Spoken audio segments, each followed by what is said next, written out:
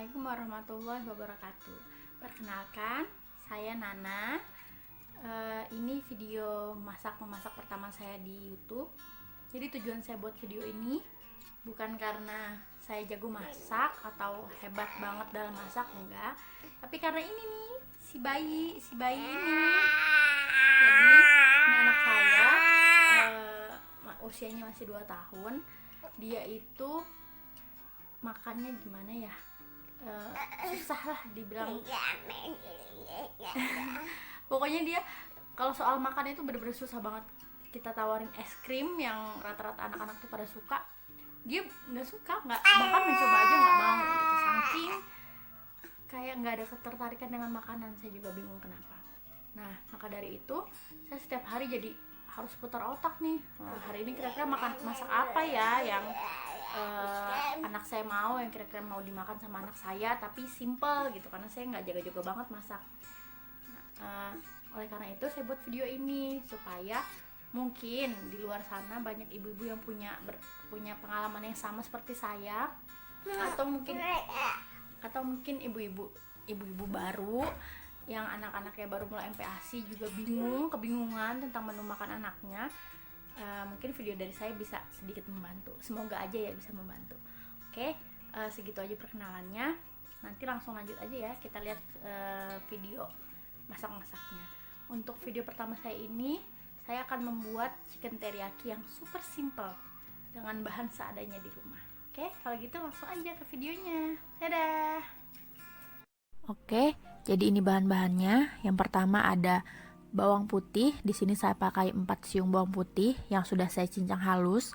Kemudian ada garam, ada lada bubuk, dan juga kaldu jamur bubuk. Kalau untuk anak-anak di bawah setahun, garamnya boleh di skip atau dikurangi sesuai selera aja. Kaldu jamur bubuk juga opsional, kalau memang di rumah nggak ada bisa di skip.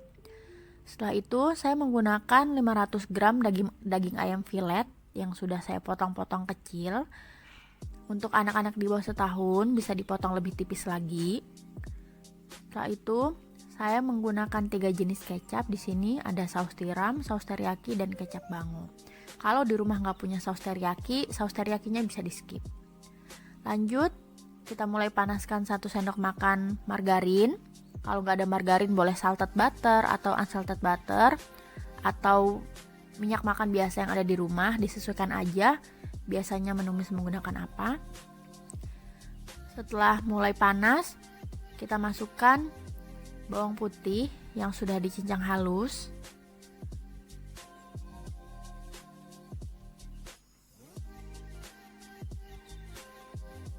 Kemudian kita tumis sampai dia wangi dan juga berubah warna menjadi kecoklatan.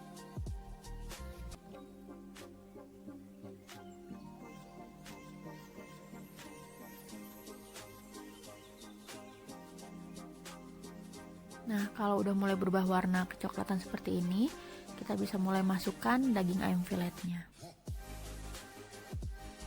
Aduk rata.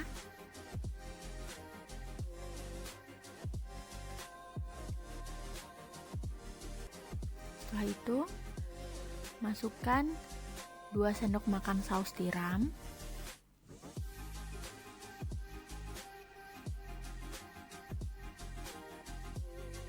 Nah, sebenarnya kan sudah pakai saus tiram udah lumayan gurih. Jadi penggunaan garam atau kaldu jamur bubuknya bisa di skip kalau memang untuk anak-anak di bawah setahun terutama.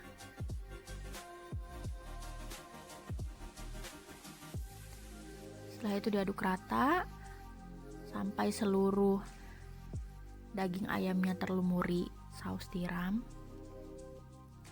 Lanjut kita tambahkan kecap manis. Di sini saya pakai 3 sendok makan kecap manis. Kalau yang mau lebih manis lagi sih silahkan bisa ditambah lebih banyak lagi, tapi menurut saya 3 sendok makan ini sih udah pas banget takarannya untuk 500 gram ayam. Kemudian aduk rata sampai seluruh daging terlumuri. Setelah itu kita masukkan saus teriyaki. Saus teriyakinya juga saya pakai 3 sendok makan. Untuk ibu-ibu di rumah yang nggak punya saus teriyaki, nggak apa-apa, nggak usah dipakai ini juga nggak apa-apa, bisa di skip. Cukup pakai 2 saus yang tadi, rasanya sudah cukup enak.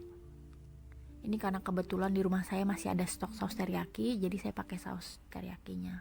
Kalau pas lagi nggak ada sih, kadang saya skip saus teriyaki, jadi pakai 2 saus tadi aja rasanya udah cukup enak. Setelah itu kita mulai masukkan bumbu-bumbu yang lain. Yang pertama masukkan lada bubuk. Saya pakai 1/4 sendok teh lada bubuk. Kemudian sejumput garam.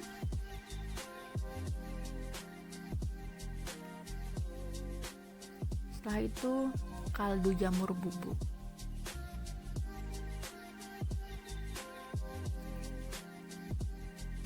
Aduk rata.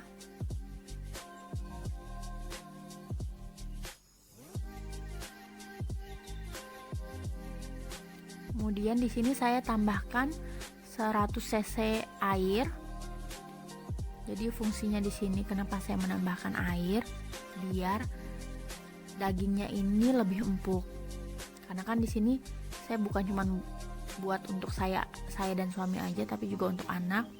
Kalau lebih lembut kan anak jadi lebih gampang untuk mengunyahnya. Lalu untuk anak-anak yang teksturnya masih halus, menghancurkannya juga jadi lebih gampang. Setelah itu kita tutup sampai airnya menyusut. Nah, setelah menyusut sudah siap kita angkat. Nah, untuk anak-anak yang teksturnya masih halus, ini bisa langsung dipisahkan untuk orang tua dan untuk anaknya. Untuk anaknya bisa langsung di blender atau bisa digiling atau disaring menggunakan saringan. Jadi teksturnya disesuaikan aja dengan tekstur anak saat ini. Simpel banget kan? Sekali masak bisa buat orang tuanya dan juga anaknya.